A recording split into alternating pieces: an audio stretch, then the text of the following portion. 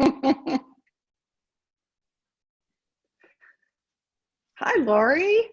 Hi, welcome Randi Silverman. Welcome everybody who's joining us here at the Youth Mental Health Project. I am so grateful for this morning that we have together. My name is Lori Braun, and I am the newest member of the professional team at the Youth Mental Health Yay. Project. We're so happy to have you. I am so grateful to be here. I've long admired Randi's work, and I invited her to do this live seminar so that all of you could get the benefit of her story. We have a fancy name for this workshop, but I am calling it Coffee with Randi.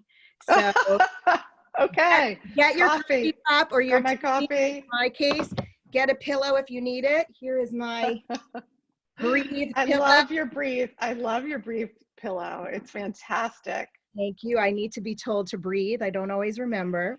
Yeah, I think that is one of the best pieces of advice that we can absolutely have. Yes. And this is called, there's a name for this actually. This is called resourcing, meaning giving yourself the resources you need to get through your day. So your coffee, your pillow, your comfy chair.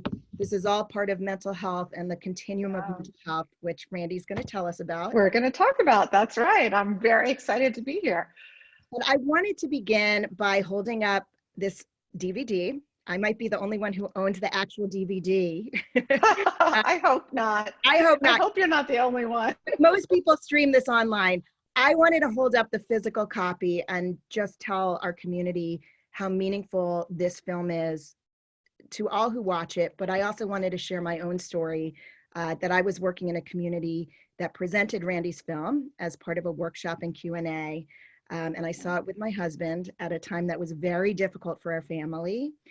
And when we were seeking resources and being told, your child's fine, we don't know what you're talking about, you seem unnecessarily anxious.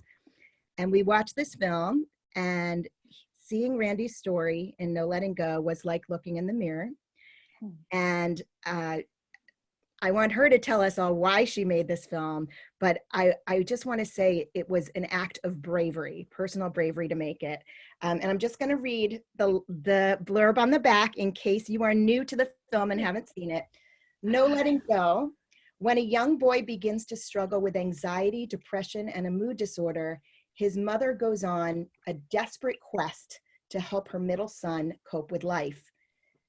The family's world unravels as they face increasingly difficult choices. The resilience of the human spirit prevails, as do the familial bonds of patience, strength, and courage. So, and it's an award-winning film, many awards from many organizations. But as I say, it was really an act of bravery. So I want to start by welcoming Randi Silverman, the producer of the film, and really the person whose story is profiled in the film, and the founder of the Youth Mental Health Project. Randi, welcome. Thank you for making this film. Thank you for starting this extraordinary nonprofit. And tell us what started you out on this journey. Well, my goodness, first of all, thank you for that delightful introduction. And while the conversation we're having today is about mental health and understanding mental health and how it impacts your child, you're right, my journey actually started 15 years ago. And while I don't think of it as an act of courage, because I think it was, if there's one person in the story who's been the most courageous, it's my son, right? My son, who has struggled for a very long time with his mental health. But it started when I was a mother of young children, and my middle son at a very young age started to exhibit signs of what I now know is anxiety and depression. But at the time, I didn't know. I had no idea that a child from a good, loving family could possibly struggle for no apparent reason. And that complete lack of knowledge kept us in the dark. It kept us isolated. I was sure I was a terrible mother and it was a parenting problem. And I got that from the teachers, that he was fine at school. Oh, there must be something wrong with what I'm doing at home. It caused a lot of stress. And as far as I knew, I was the only family who had a child who struggled like this. So it clearly had to be a parenting problem. And it took me years and years of discovery and learning and teaching myself about mental health to realize how common the problem is, and that there are so many children. In fact, 1 in 5 children in our country struggle with a diagnosable mental health condition, and that it's something that nobody was talking about at the time. And so I started to get involved in the mental health advocacy world and tried to learn as much as I can, in addition to trying to help my son. And I was in the right place at the right time with someone who wanted to make a movie. My very dear friend, Karina Rush, actually, she is really the lead producer of the film and made it happen. And I said, well, I have this story for you. And so I sat down with my kids, actually, as a family, and we said, is this something we really want to project to the world? Do we want to tell the world this story? And all of my kids said, Mom, this is really important. If we're going to break the stigma or change the conversation in any way and teach people about mental health of kids, we have to be willing to share our story. And so that's how the film came about. Karina said, this is that people need to know that they're not alone, and that children can struggle for not necessarily any easily defined reason. And so by that point, by the time I wrote the film, which was based on our true story, but it was also based on the years and years and years that I have been running support groups out of my house. I started with another good friend of mine, running support groups for parents. I knew there had to be other parents out there like me. I knew I couldn't be the only one. I met this wonderful woman, Pam, who is a very dear friend of mine. And we realized, wow, it's not just us. So let's see if we can help other families. And so I heard a lot of stories. And when I wrote the film, I tried to think about all of the different things that we all experience as parents when we have children who are struggling with their mental health.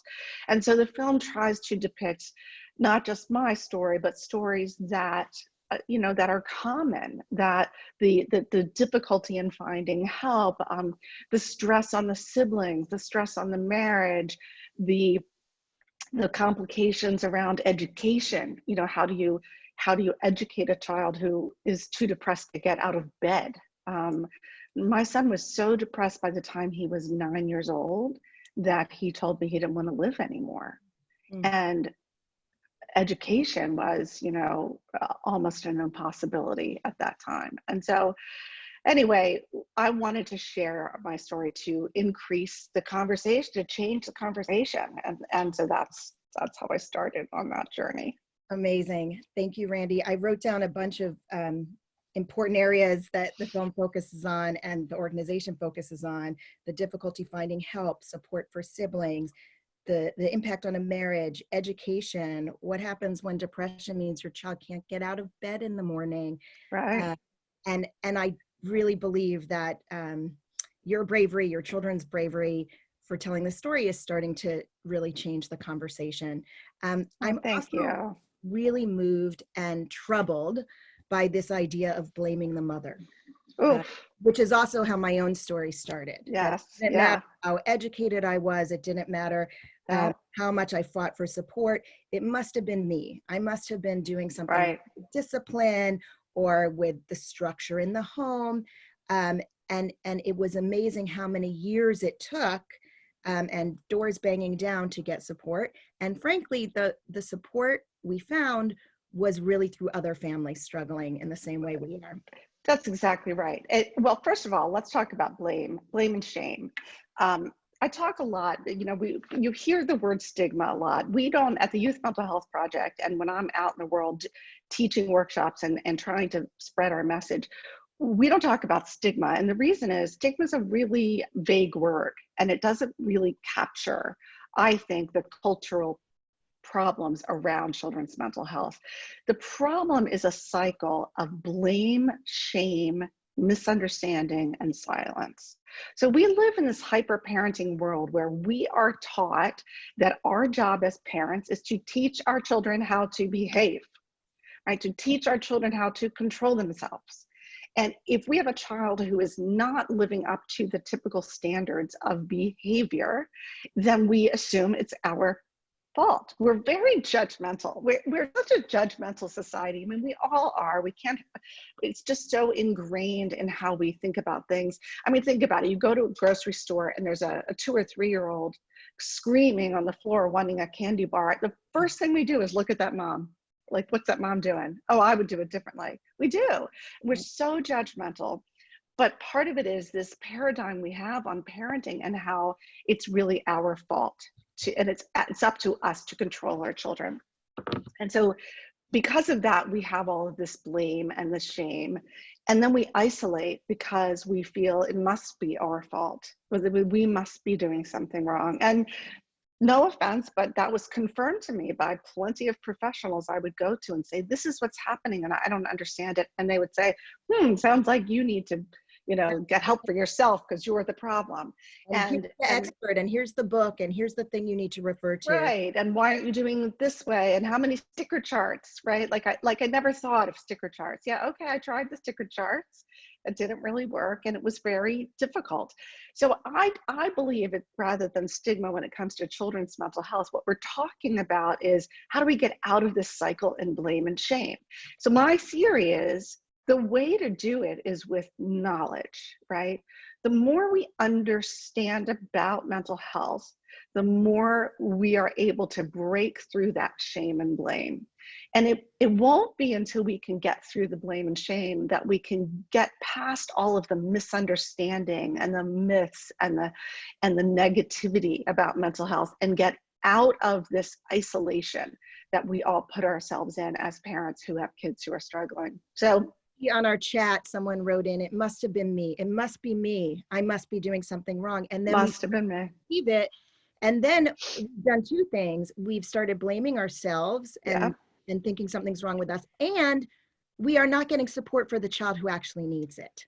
Because that's exactly right. Into what's wrong with me, rather than trusting our gut that says there is something that is off. There is some way that my child needs help that he or she is not. Right.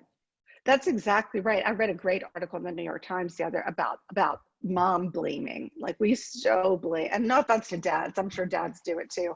I can't speak for dads. I'm not a dad, but I think just parents in general, we really do blame ourselves so much, and we compare.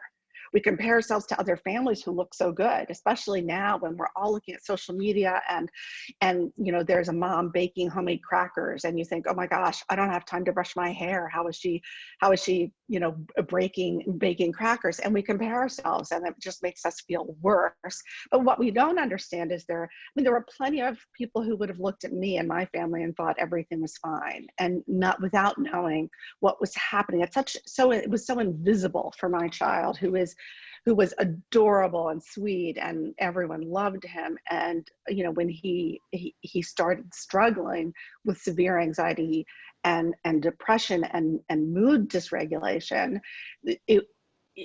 people didn't believe me. They didn't believe that's what was happening. And then I didn't believe it either. So I thought, okay, this is clearly an issue of parenting. So I think that brings us to really why we're here, right? We're here to talk about the fact that I always think in the work I do with the Youth Mental Health Project and with the movie, what do I wish I had known, right? When my child was 6, 7, 8, I can look back now and tell you he was showing early warning signs that were so clear, but I didn't know. So what do I wish I had known? And I think about, the fact that if you don't know a problem can even exist, how do you get help for it? If you don't know that children can struggle with mental health problems that aren't obvious, then how do you know? So we know when our child gets a fever or their arm swells, we know what to do. We know the early warning signs. But when it comes to mental health, we aren't taught that and nobody talks about it. I always joke, it wasn't soccer field conversation. It wasn't playground conversation. Right. And so you have to really dig in if you want to learn. And it shouldn't be hard. It shouldn't be so hard. And so what we've tried to do at the Youth Mental Health Project is come up with easy to understand language, easy to read materials that will teach us about what is mental health anyway, And how does that apply to our children and or our teens? You know, how do you tell the difference between a teenager who's just being a teenager, and no offense, teenagers can be tough. I certainly was one of them, and a teenager who's really struggling with a mental health problem that warrants help. And we're so afraid to have those conversations because we don't want our children to be labeled. We don't want our children to have these conditions that are illnesses that are about mental health. And so how do we break through that? Right. And I personally believe it's under getting a better understanding of the problem is how we're going to break through it. Sorry, I interrupted. Go Oh, ahead. What were you going to say? I'm just looking at our chat and the amazing things our participants are saying about. Yeah, please add to the chat. We should have said that in the beginning, everyone. Yeah. We do want this to be a conversation. Feel free to post stuff in the chat. There is you can also put Q&A comments in the Q&A, which can be anonymous. We're getting some great, in fact, I'd like to read one from someone who said, I love that you brought up blame, as I was just blamed at an IEP meeting that my child's problems are because I don't have control in the house and that I allow this. No, I have 2 other children who are managed in my home and are fine and not in the same state as the one struggling. It is not okay. Oh my goodness, you're absolutely right, Carrie. And that's exactly what I went through because my child was fine in school. But when he would come home, he would melt down or it got to a point where he just wouldn't go to school. There was massive school refusal. When he was there, he behaved perfectly because he was too anxious to break a rule. And so they thought, well, he's a perfectly delightful child. It must be something wrong with you. And I bought into that for a while until I learned more, and I learned about mental health and how mental health impacts education. So for those of you out there, and we did a little bit of a webinar on special education. Oh, there goes my fun light. On special education in about 2 or 3 weeks ago. You can find it on our YouTube channel. But that children who have mental health problems actually do qualify for special education, IEP, and accommodations. And that's a whole huge conversation, but we are blamed into believing that it's a home problem. Right. I have to interject, Randi, for 2 reasons. One, we're getting in our Q&A great examples of ways parents have been belittled at different meetings. Yeah. And also, I wanted to share my own experience of being told my child didn't qualify for an IEP because that child was too smart. Yes, I hate that one. I want to ask all of our participants and listeners, if you would please enter into the chat or the Q&A an example of when you were told by a person in authority that it was your fault, that your child is ineligible for services, that really you have misunderstood your child. And I think Right. a huge part of this cycle is when we hear from people in authority that Right. it's us. I mean, I know in my own story, my husband heard enough people say that, gee, your child's fine, your wife seems anxious unnecessarily. Okay, well, let's listen to the professionals. Maybe you do need help.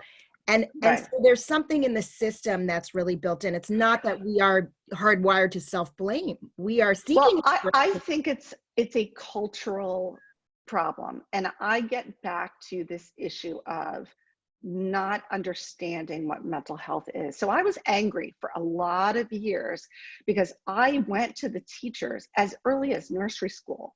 And I would say, is this normal? Is this okay? I'm not really sure. I mean, I knew in my gut that something didn't feel right. And everyone would say, oh, it's fine. It's you. He's fine. It's you. He's fine. You have to do this. Kindergarten, first grade, the first grade school psychologist told me that I had a problem because my son didn't want to play outside and didn't want to get on the school bus. And those are clear, symptoms of anxiety disorder. And instead of saying, perhaps you should look into mental health treatment, she put the blame right on me. And I believed her because I didn't know. And so I think it's really important that parents understand, not just parents, that the teachers, the professionals, they all live in our culture too. And our culture is one of parenting blame because parents should be responsible for their children's behavior. So here's here's what I really want to get to on this webinar, because there are so many huge topics. We could do a whole one just on blame, right? And maybe we need to do another one on special education. There is a recording on our YouTube channel, but we could do another one. But here's what I want everyone to know. So this is something people don't really understand. We all have mental health. So what's the first thing you think about when you hear this saying mental health? And throw it out in the chat. What does that mean, mental health? Let's see. And most people, when I'm talking to a live audience, will shout out things like, oh, I'm crazy, hospitalization, psycho, depression, suicide. And what they'll say is, well, I'll look at them and I'll say, okay, well, what that means is something negative. When we talk about physical health, we don't think of it automatically as something that's negative. But when we talk about mental health, we think about something negative. Mental health is not negative or positive. It's a state of being.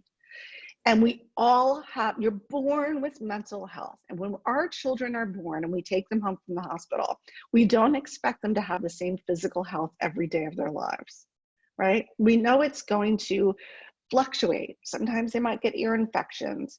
You know, we hope they don't get anything serious, but we're prepared that they won't have the same exact state of health every day. When it comes to mental health, we think of it as binary.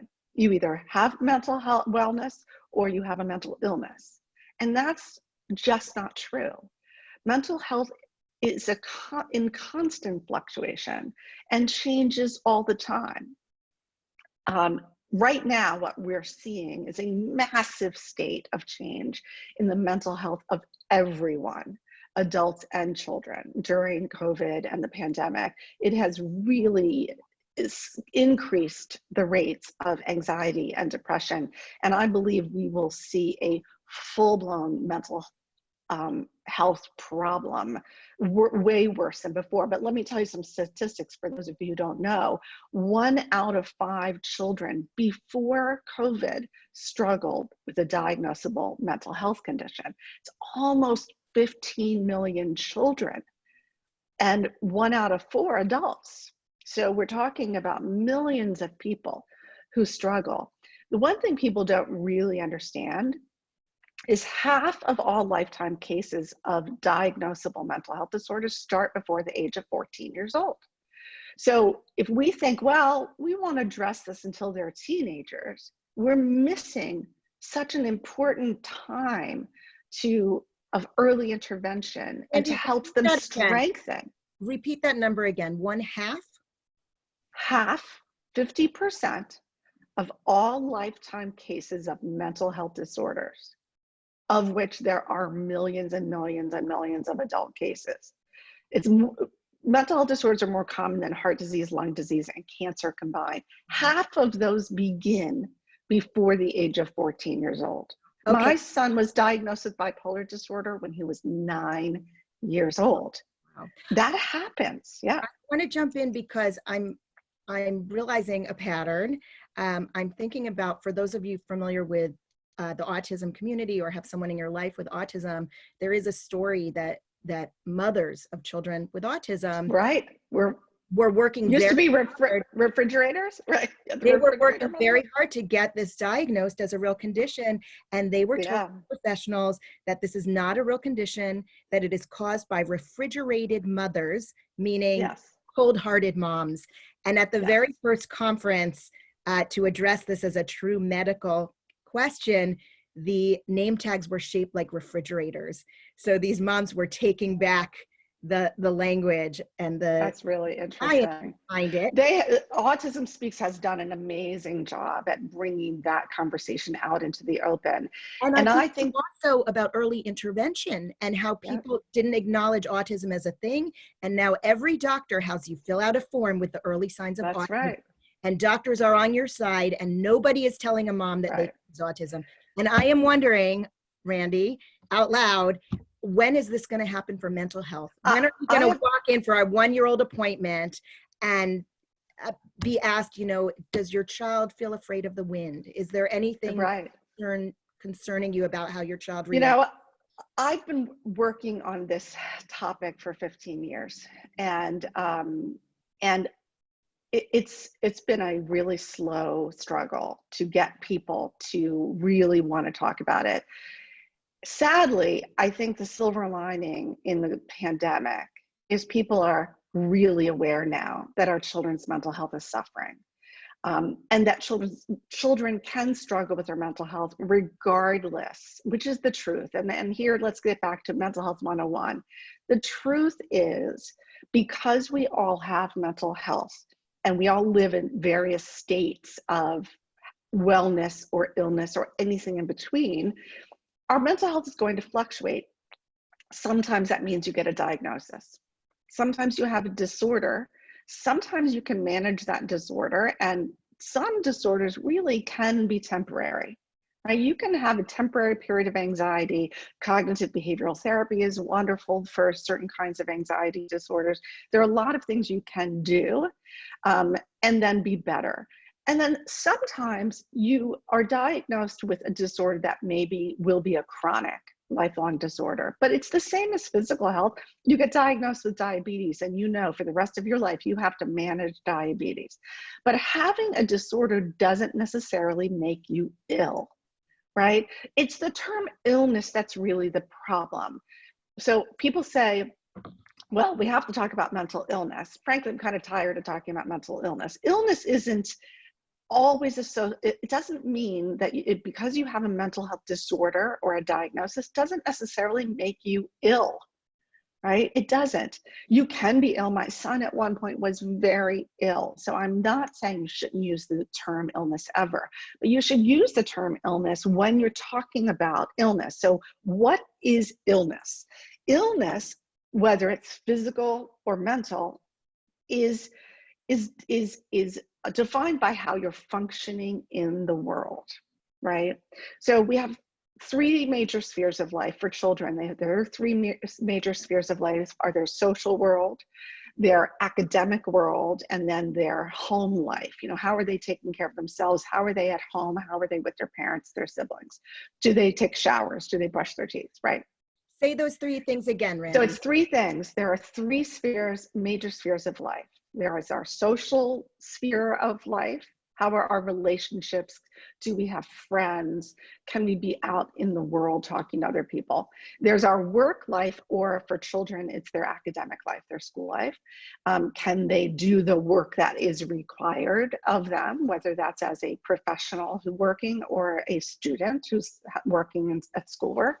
And then there's your home life. How are you at self-care? For some people, that means do you take showers regularly, right? Can you manage your home life? And can you get along with your family members? So if your child is not functioning in any one of those spheres, then that's an indication that there's a problem. So when my child would not leave the house and could barely get out of bed, he was ill because he couldn't function in the world. So he wasn't ill necessarily because he had the diagnosis. He was ill because he wasn't functioning in the world. He wasn't managed, right? in the way that someone, he wasn't, right. Diabetes example, Exactly. Now, so he did learn to manage. He spent years in treatment. Unfortunately, he went to residential treatment as a young child. He manages his life now, and he lives a life that is manageable, just like someone who has diabetes can be perfectly healthy. That doesn't mean it's easy for them, right? Having diabetes is hard. Having a mental health disorder is hard. I mean, it's hard to live with. And so managing it is, I'm not saying is easy, but you can be a well person on the well side of the continuum. You don't have to live your life in illness. And it's this idea that our children, if they get a diagnosis, are forever going to live with mental illness that is so petrifying that we don't want to talk about it. When the truth is, it's a state of being that can get better and can be managed if we know what to do and if we can get to our children early enough. The problem is we don't want to talk about it. And so and the teachers don't want to talk about it, and the pediatricians don't want to talk about it. So we're left on our own to struggle with how do we help our children feel better. And a lot of times we make big mistakes as parents because we don't know how to do it. I didn't know that, letting my son stay home from school when he felt horrible was worse, right? I didn't know, because I wasn't given any of the tools that I needed as a parent to strengthen his mental health. So if we could learn, and someone mentioned about social emotional learning in early childhood is, to me, one of the most important things. Children should be learning social emotional, and for those of you who don't know, it's learning how to talk about your feelings, to name your feelings, name your anxiety, to understand what's happening with your emotions, starting at a very young age. Little babies, little children, and toddlers can be taught emotions. I grew up learning happy, mad, sad, and I better control my anger, right? Or I better stop crying. That's not the way to help our children really understand and strengthen their mental health. So if we as a society would understand that teaching children very young social emotional learning, how to recognize and name their emotions and sit with those emotions sometimes, and we did a whole webinar on feelings and emotions that you can find on our YouTube channel. It was a great webinar on emotions. The other thing is that that educational social emotional education should continue throughout school, and at age appropriate times we need to teach our kid what mental health is about and what early warning signs are and what anxiety is and depression is, instead of being afraid to talk. I mean, in health class we talk to them about a lot of stuff in health class. Why are we not talking about health? Now there's a whole movement out there which is super important. How do we get into the schools and teach our kids more? And those are really important. What I believe is we have to teach the parents too. And we have to come together as parents and teach each other what we don't know. I feel my responsibility is to teach every young parent of a young child, this is what I wish I knew. I wish I knew kids had mental health and sometimes they could struggle. I wish I knew that it wasn't my fault. I wish I knew that his behaviors that I knew in my heart didn't feel right, that they were due to a mental health disorder that it wasn't his fault he had, and it wasn't my fault he had. That's right. Randi, I want to interject with a story of my own about one of my children who has dyslexia. And as opposed to my child who struggled with anxiety that everybody denied and said, I just had to be a better parent, my child with dyslexia, everyone knew what to do. Here's what we do, direct instruction, this kind of school, this kind of program. And what I like to say is it turned out my other child needed direct instruction in social emotional learning. That's right. Better understand how to handle big emotions. And it didn't come intuitively, like for some kids, they just read. And for my child, that child needed to be taught explicitly. So I'm a big believer that this needs to be taught to everyone. Some of us might have a more natural aptitude for managing our emotions, understanding them, expressing them. All of us need to learn it. All of us need to get support. And some of us need more than others. And that's the exact language that's used at my child who goes to a school for learning differences. Some people need this extra support. We could all use it. We could all benefit from special education. Well, so I like what you're saying about changing the culture, changing the landscape. And I wanted to ask you specifically about the leap from making this film to starting support groups to starting the Youth Mental Health Project itself, and what that has done to change the conversation, what it means to have parents in conversation with each other so that then they're strengthened to talk back to the pediatrician who said, your kid's too smart to have a mental health issue. Right. So I am all about parents and adults, right, learning more and how do we empower. I have a theory of change. So my theory of change, and I've thought about this for a long time, is that if we can come together as parents share our stories, share our experiences, teach each other, empower each other when we're not doing well to get back out into the world and get the skills we need and advocate for our children and stand up, you know, feeling good standing up. That comes from parents helping other parents. I mean, frankly, I've learned all my best parenting things from other parents, right? I mean, that's how I found my best orthodontist, through other parents. That's how we learn, because parenting's really hard. It's so hard. It's the hardest job. So I strongly believe in the power of parents helping each other. So when my son was, before he went to residential treatment, 9 or 10 years old, I mentioned I met this wonderful woman, Pam, and she was the first mom I met who was just like me. And we had this little secret club, and we started adding other parents to the little secret club of, oh, your child threw a chair against the wall too. Oh, I'm finally in a room with people who aren't judging me. So she and I started a homegrown support group out of our houses in Westchester, New York. And the first time, this is before Facebook, I mean, the internet was barely kicking off. And the first time we held a meeting, 20 parents showed up. And we were like, whoa, where did these people come from? So that really showed, that support group saved my life. Meeting Pam saved my life. And then the engagement we had throughout the years, I mean, years and years of running this group, hundreds of parents coming to see us, people driving an hour, 2 hours, because they needed to find other parents who weren't going to judge them and were going to help give them some guidance. So during this time, during the whole time, I mean, that support group out of Westchester never stopped running. When I had the opportunity to make this film, which was, I still pinch myself. It's so funny to me that you hooked the film up. I pinch myself that there's a film out there that I had anything to do with, much less wrote. But I started to travel the country and screen the film and do public talks about our experience in an effort to try to educate people. And everywhere I went, I would find parents who would say, oh my gosh, this is just like me. And I thought I was the only one. And there'd be a line of parents standing up to talk to me, saying the same thing, whispering in my ear. And I wanted to say, did you guys meet each other? You know, and they would say, we have no support. We have no support. We're so alone.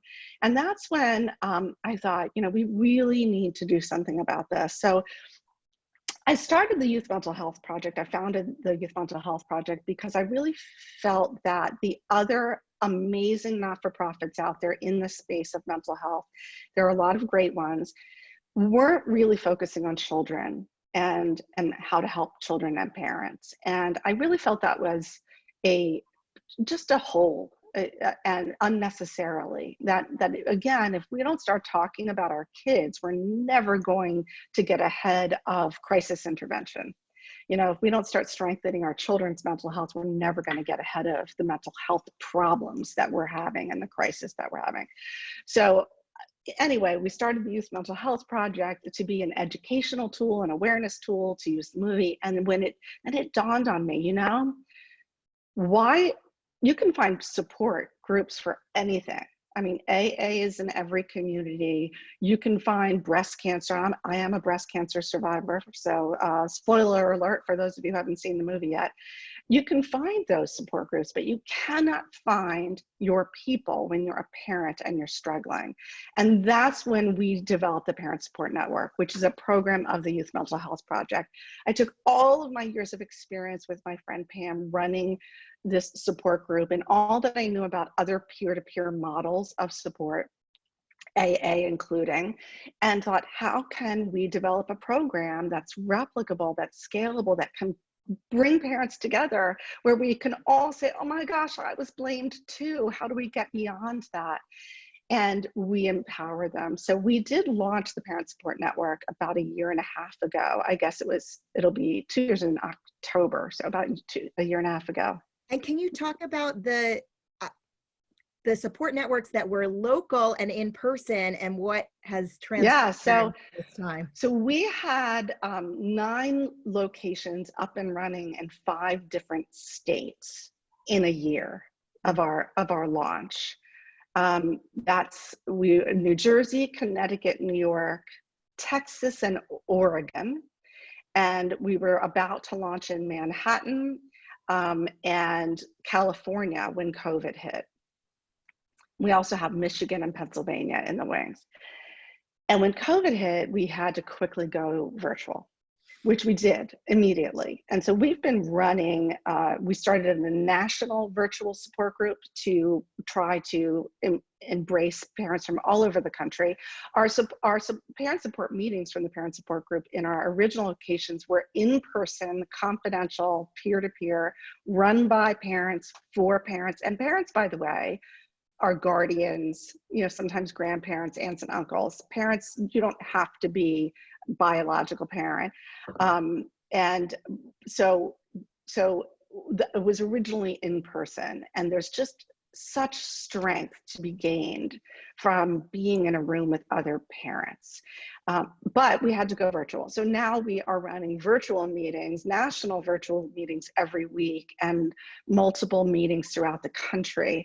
And our calendar is actually on our website. They're free. I mean, we do what we do for free because we spend enough money as parents trying to get our kids help. The last thing we need is to have to spend money on this. And we're doing our best to keep this thing rolling for free. I see someone raise their hand. Do you see that in the it looks like Nanette raised your hand. Nanette, can you send us a chat? Do you want us to if you have a question for us? But also has her hand up. Okay, let's see. Oh, well, what I could do is we could put you on so you can talk. That might be fun. Your hand is still up, so I'm going to assume that you maybe want to talk. I'm going to let you in, Nanette. You don't have to say your name, but if you don't want to be part of this, you certainly don't have to. But if you have a question, feel free. I have now put you in our meeting. Randi, while we wait for Nanette, I want to share a question from the Q&A, which is, what is the best thing to do when your daughter refuses to look for help? Oh, that's a really tough question. Nanette, I'm sorry, I'm having a hard time getting this to work. So I apologize for that. But please put your comments in the chat. That's a really difficult problem, right? If you know there might be something not right and your child needs help, but the child is refusing to go to help. And I get back to our children are feeling the pressure, and they don't want to talk. They're worried. They don't understand. They feel like crap. They know they feel terrible. They know they don't feel good.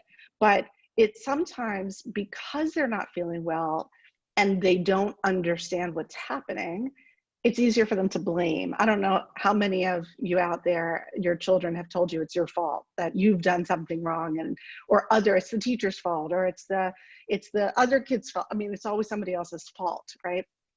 And I think we have to take the blame out of it for them as well and say to them, listen, our brains are really complicated and they control everything we do. They control our thoughts, our feelings, they control my arm movement. The brain is a complicated organ and it's important. And for whatever reason, it's not your fault. Your brain is doing something that's making you uncomfortable.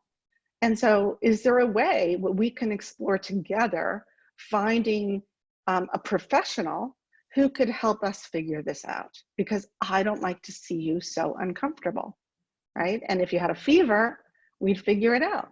And so at home, you have to do the best you can to normalize that conversation.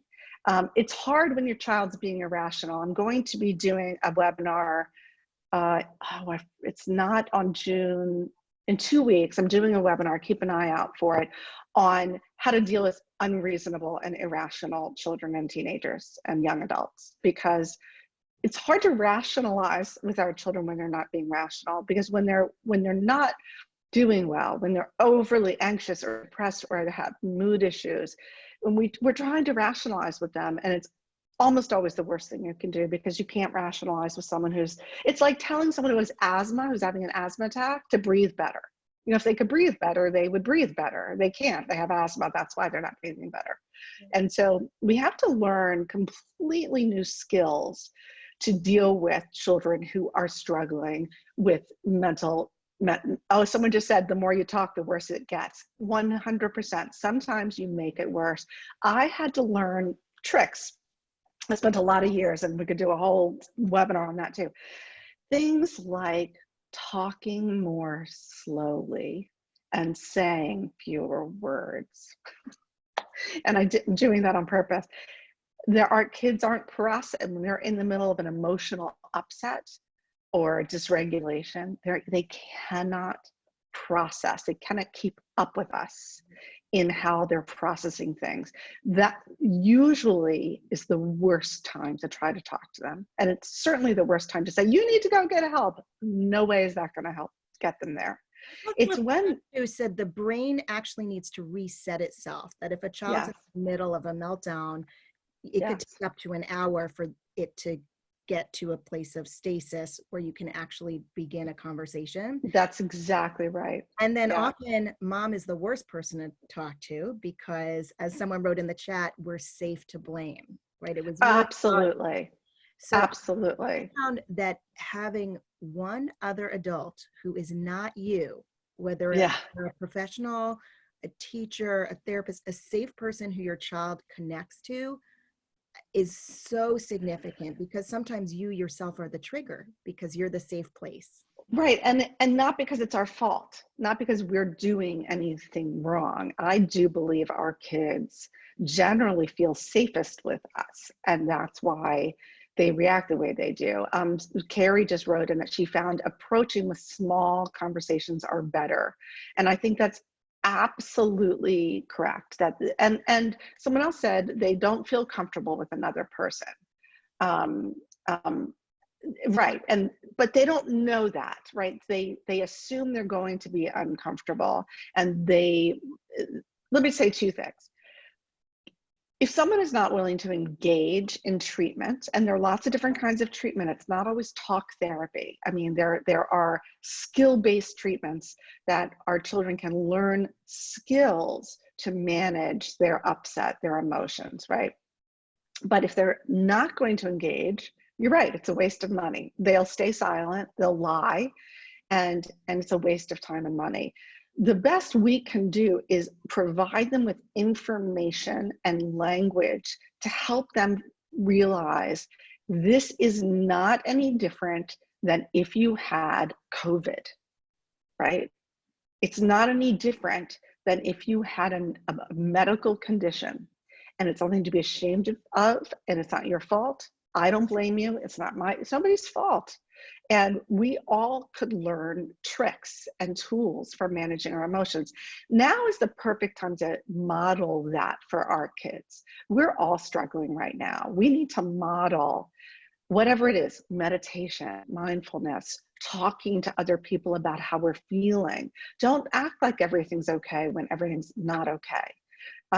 Teach our children it's okay to be upset about things. And sometimes our kids just need us to listen. Someone else said that, listening, sometimes they just need us to listen and not try to fix. And if they feel comfortable in that way, then that is sometimes a door to open to say, listen, you don't have to feel this bad, but sometimes we can't help what happens in our brain. And as parents, we can learn a lot to help. But there is a point, and I wanted to talk about that with regard, there is a point where it's above our pay grade. There's a point at which you need to seek out help. And if your child won't go to get help, then here's what I wish people had said: that I should go get help, not because I had a problem, but I needed to learn more about how to help my child cope, right? Not because I was a bad parent and I was doing it wrong, but these kids take a very special kind of parenting. The instinctive parenting things don't work. I mean, I have two other children. If I told them to go to their room, they'd get mad, but they'd go to their room, right? That kind of go to your room did not work for my middle child. It would always made things worse. And so if your child or teen or young adult won't get help, I believe that knowledge is power. The more you learn and you can calmly explain what's happening, the better. And getting back to what this webinar is about, which is how do we know what mental health is? And we've got lots of free, great information on our website, booklets on how to understand mental health, how to talk to your kids about mental health. And there are a lot of other good resources out there for that. But I think knowledge is power, and the more we learn and the more we learn how to talk about it correctly, the less frightening it becomes to our kids and the more we can normalize. So I've decided very early on, when I realized my son was struggling with a mental health disorder that wasn't his fault, that wasn't my fault, it wasn't anybody's fault. I dug into learning about it and I started teaching all three of my kids. Your brother is having trouble with his brain. His brain isn't working the way we want it to. He has anxiety, and what anxiety does to him is this, and I would explain. And here are tools and tricks we can use to help him ease his anxiety. And then when he was diagnosed with bipolar disorder, what is bipolar disorder? What does it look like for my son? And how does that impact the rest of our family? And I decided I'm not going to be ashamed of this, and I'm not going to teach my children to be ashamed. I'm just going to teach it to them as though I was learning about cancer. I'm a cancer survivor, and when I was diagnosed with cancer and went through 9 months of chemotherapy, I wasn't hiding it. I told my kids about it. I spoke with them age appropriately, what was happening, why it was happening, what was going on. And I took that same approach to my son's mental health. Beautiful. Why was it happening? How can we help? And how can we normalize the conversation? Because I do believe knowledge is power. I think it's really important. Thank you. Randi. I see that Carolyn has put up in our chat our website, the Youth Mental Health Project. It's ymhproject.org. Right. /learn more. There are a lot of resources, and we're coming to the close of our hour. So I want to make sure we highlight our virtual parent support network, and that everybody is welcome. It has been very inspiring to watch moms from Mississippi and St. Louis, everywhere, California, come together and share their common and dads. And dads too. Yes. Dads too. And by the way, it's really important to understand, you don't have to have a child with a mental health diagnosis to come to our support meetings. If you're concerned and you have questions and you don't even know if you should have questions, it's a place for you to find out, because again, it's not soccer field conversation.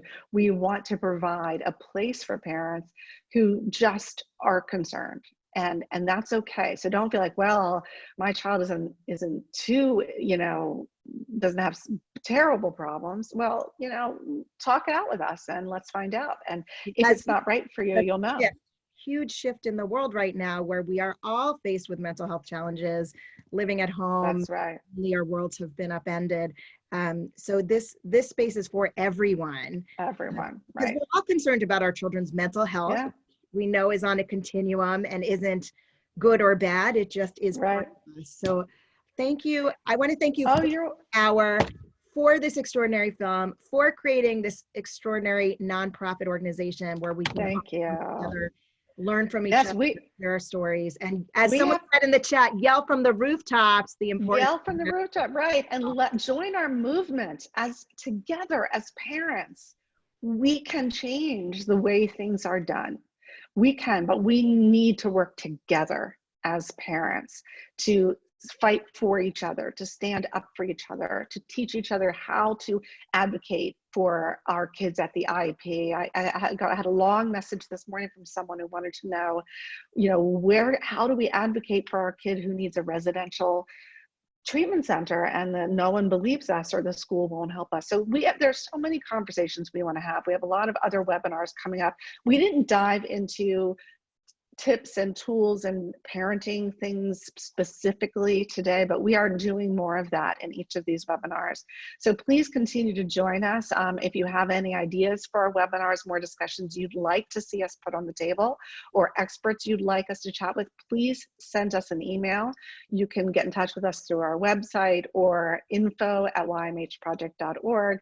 And Carolyn, if you could put my email address in there, I'm always open to talking to people. Send me an email at randi.silverman@ymhproject.org. And of course, Lori is great to talk to, and we're so happy to have her as part of our team.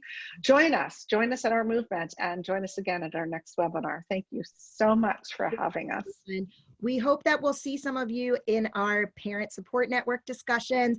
As Randi said, we sometimes have webinars with quote unquote experts, but we really truly believe that you are the expert. You, the parent, Yes. are the expert. And so that network is very, very important to our mission. Yeah. So please join us for at least one and spread the word. We're a grassroots organization.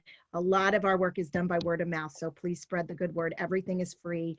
And we invite you to continue to join us. And most importantly, thank you, Randi Silverman, for being here, sharing your story, and for continuing the crusade. Thank you. Yes, together we can do it. Thanks, everyone. Be well. Take care.